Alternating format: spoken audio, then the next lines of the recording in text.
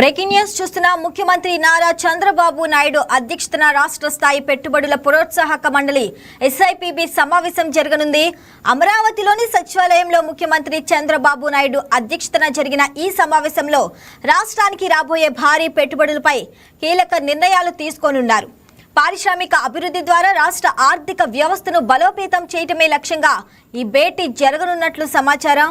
వివిధ సంస్థలు సమర్పించిన పెట్టుబడి ప్రతిపాదనలను కేటాయింపు అభ్యర్థులను మండలి క్షుణ్ణంగా పరిశీలించి ఎస్ఐపిబి ఆమోదం తెలుపనుంది.